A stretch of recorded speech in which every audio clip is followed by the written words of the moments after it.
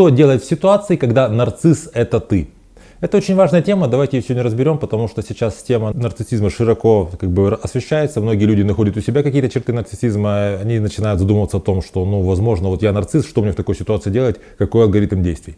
Меня зовут Евгений Масеев, я психиатр и психотерапевт, и сегодня мы разберемся с таким очень важным вопросом, что делать, если нарцисс это ты, как тебе из этой ситуации выбираться, что тебе вообще необходимо делать в первую очередь. Если вам эта тема интересна, обязательно поставьте лайк, поделитесь этим видео в своих соцсетях, не забудьте подписаться на мой канал, если вы вдруг еще не подписались, нажимайте на колокольчик, чтобы получать уведомления о премьерах и эфирах, и мы с вами начинаем.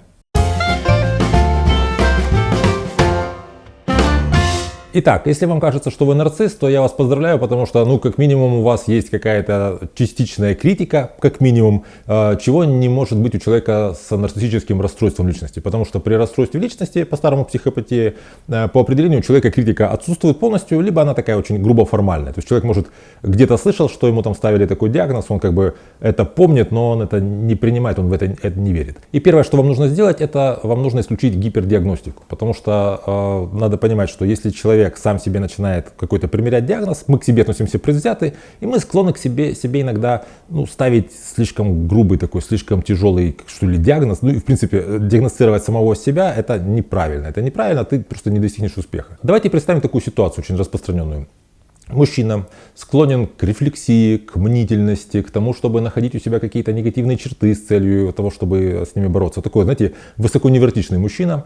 Он, скажем, работает успешно, много работает. Потом он приходит вечером домой, а в его доме, который он оплачивает, живет его женщина, которая, так как-то получилось, она не устроена в жизни, не реализована. Она просто живет с ним, потому что он ее любит, за все его, так сказать, деньги на всем готовом. И от, так сказать, скуки изучает, предположим, психологию. Так часто бывает. Или просто читает много там статей в интернете. И вот из-за своей неудовлетворенности, общей такой какой-то нереализованности, она вдруг находит, что вот есть такая тема нарциссизма. И муж ее, вот этот или мужчина, он на самом деле никто иной, как нарцисс. И она начинает ему что-нибудь такое говорить, что вот ты должен знать, чего я хочу, потому что если ты не знаешь, чего я хочу, то ты, значит, лишен эмпатии. Потому что я сама не могу выразить и сказать прямо, чего я хочу, но я вот прям преисполнена чувств, эмоций, вибраций, то есть я глубоко эмоционально. А ты, раз мои эмоции не чувствуешь, значит, ты, соответственно, неэмпатичный, там какой-то темно-тетрадник, то есть какой-то психопат, нарцисс и так далее.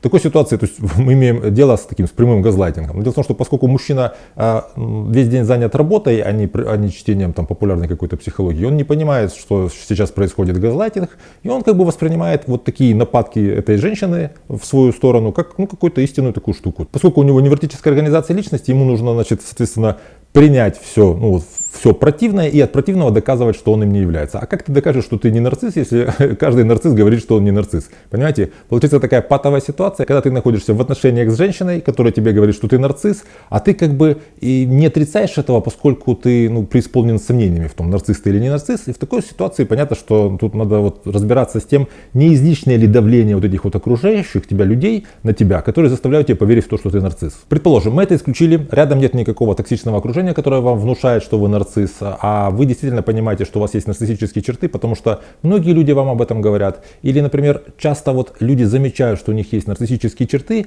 в ситуации, когда у них есть проблемы с менеджментом собственного гнева, то есть с управлением гнева, грубо говоря. То есть это какая ситуация? Опять же, мужчина и женщина находятся в отношениях, у них возникает какой-то конфликт, и в ситуации разрешения этого конфликта мужчина выходит на, скажем, на крик, на какие-то грубости, в результате чего ему потом стыдно, он чувствует вину, и он критично к этому относится.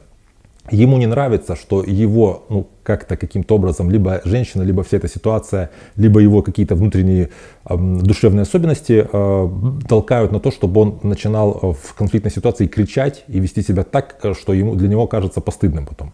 В такой ситуации мужчина начинает задумываться над тем, в чем причина того, что я срываюсь. Опять же, срываться ты можешь потому, что другой человек тебя провоцирует, то есть другой человек тебя успешно, эффективно провоцирует на какой-то конфликт, на то, чтобы ты сорвался, потому что, скажем, женщина знает, что нужно сказать, чтобы мужчина сорвался, чтобы потом, пока мужчина будет находиться в этом состоянии вины, стыда и какого-то самообвинения, использовать, манипулировать им. То есть манипулировать и использовать то, что он находится сейчас в чувстве вины, иначе я могу потребовать у него, чтобы он что-то купил, чтобы он что-то сделал, чтобы он для меня как-то себя вел таким-то определенным образом. Такое, к сожалению, бывает, что рядом с людьми, которым очень сложно контролировать свой гнев, находятся люди, которые этим пользуются.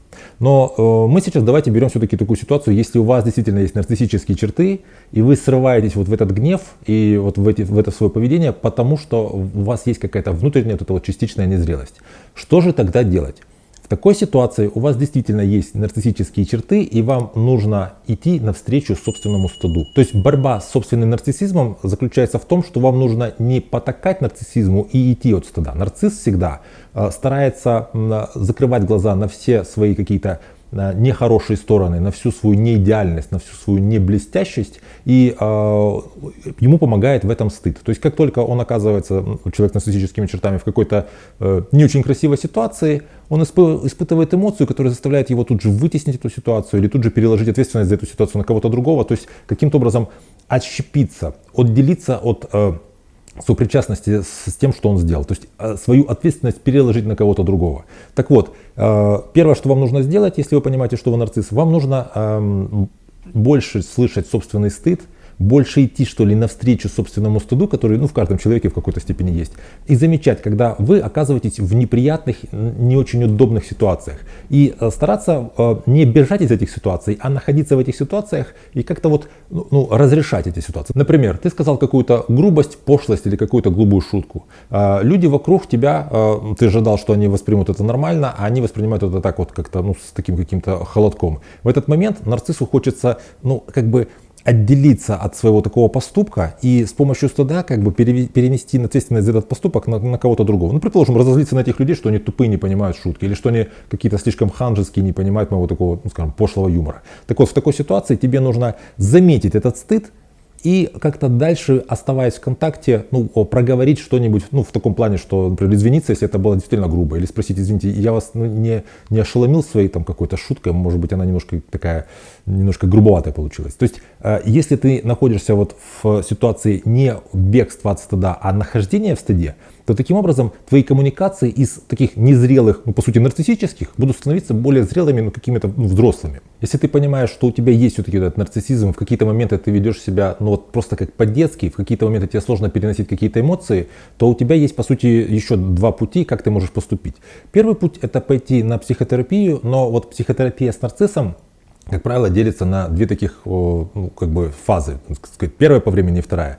Вначале есть очень много сопротивления, потому что нарциссу очень сложно перед терапевтом показать свою какую-то нехорошую, некрасивую часть, поскольку, опять же, это будет связано с большим количеством стыда. И нарцисс постоянно уходит в какие-то защиты и старается не принимать ответственность за свои какие-то чувства, за свои эмоции, за свои нехорошие, так сказать, с точки зрения нарцисса поступки. И вот первая, первая фаза терапии — это такая постоянная баталия с терапевтом, когда нарцисс пытается терапевту доказать, что по сути он не такой плохой, как он думает, а он лучший, то есть он не тот, кто он есть. То есть по сути нарцисс пытается от терапевта в самом начале получать нарциссический ресурс, то есть чтобы терапевт им как-то восхищался.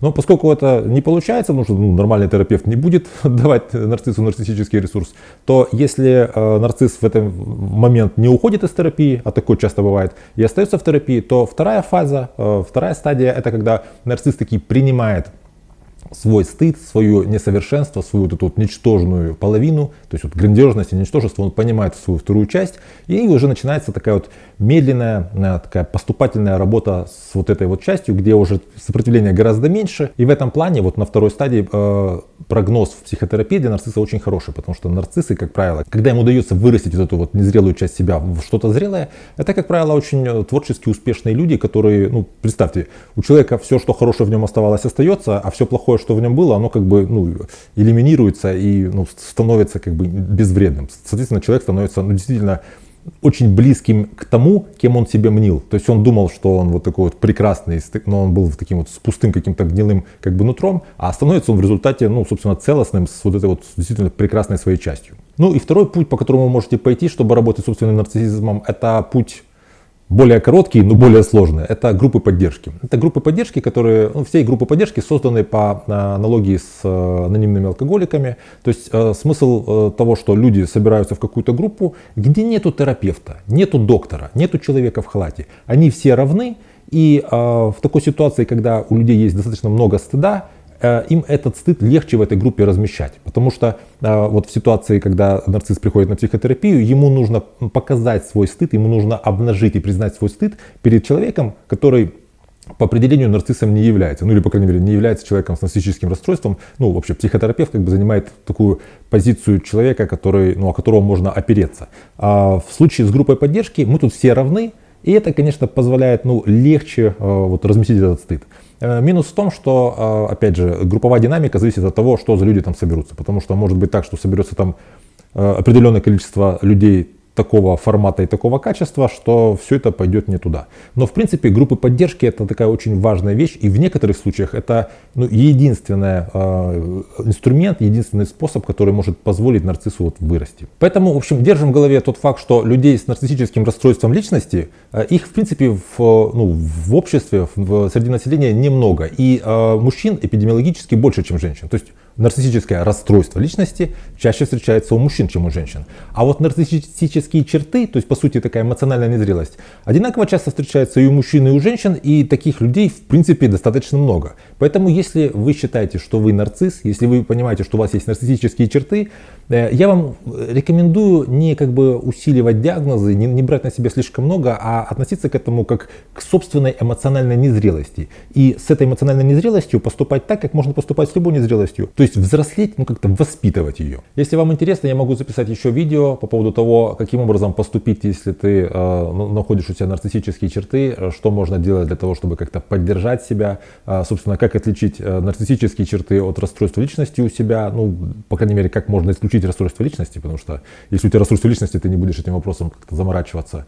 Напишите, пожалуйста, в комментариях, интересно ли вам это или какие вот подобные темы вам интересны, чтобы я знал, какие, собственно, видео записывать. Собственно, видео такое необычного немножко формата. Если вам такой формат нравится, поставьте лайк, чтобы я понимал. Можете этим видео поделиться в своих соцсетях, чтобы какие-то ваши близкие могли его посмотреть. Нажимайте на колокольчик, подпишитесь на канал, если вы вдруг еще не подписались. Ну и берегите себя и своих близких, и до встречи в следующих выпусках.